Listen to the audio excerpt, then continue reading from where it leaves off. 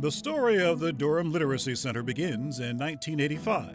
A woman named Mary Whaley Paul and other volunteers set out to help people improve their lives through literacy, many of whom had lost their jobs when the cigarette factories closed. Through the years, the need for adult literacy services grew, with 20%, 1/5 of adults in Durham considered functionally illiterate, unable to use language to address everyday problems and advance in life. So the Durham Literacy Center added services for immigrants, teenage dropouts, and anyone who needed computer skills. Without computer skills, a person is not considered literate now. If you go in to get a job at Walmart or Food Line, if you can't sit down and fill out your application on a computer, they don't even consider you. The Durham Literacy Center met the need wherever it could, serving more than 13,000 students over the years in borrowed or leased buildings and makeshift classrooms. It has actually existed all over Durham. There was no real home, and the program moved every year from place to place. And just in the last 10 years, we have been in at least 15 locations. It was evident the Durham Literacy Center needed its own building, a home for its services and students, and room to expand.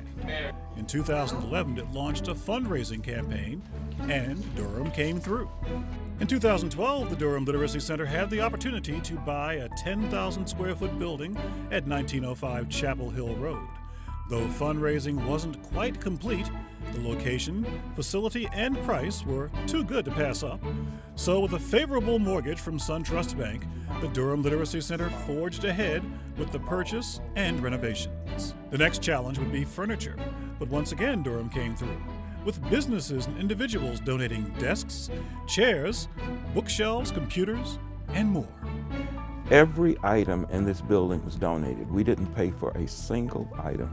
Many different people stepped up, and we were just overwhelmed with all of the support that we received. It made us realize that people in Durham do care. Today, the Durham Literacy Center's first real home is well-equipped and welcoming. Students can meet with their tutors in small study rooms or large classrooms. Support resources are at hand. The whole environment is conducive to learning. There's room for everyone. There's always a study room available when you need to do a class. The library, I'm an ex-librarian, so I love libraries, and I love the way this is set up. It's just inviting, comfortable, warm. I feel very supported by the staff here and the resources. Even though I have an English background, lesson plans, sequential support materials. It's been really, really easy to prepare to teach this person. And the other thing that this building offers is privacy. Some of the tutors before had to work in the public areas in the library, and I think that can be inhibiting to some students who would rather not be out in the open. Every time you come, all of the equipment in your room is there. Nothing's missing.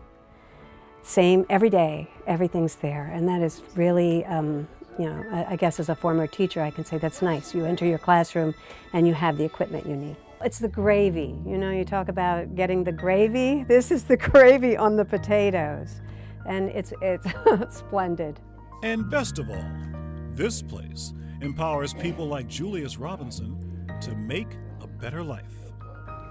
I've done so much, and I never learned how to read and write, and I wanted to do that before I died. All my life, I've asked my brothers and sisters to read for me and fill out applications for me and get jobs. And I had so many jobs, and I lost so many jobs because I lied on my application that I had graduated, I could read and write. And when they gave me promotions and found out that I didn't have an education, I got fired. It's how they talk to you and how they let you know that you can do it and make you feel comfortable. She's not only my tutor, she's my friend. Today, the Durham Literacy Center serves more than 550 students and is poised to teach even more. But before it can do that, the fundraising must be finished.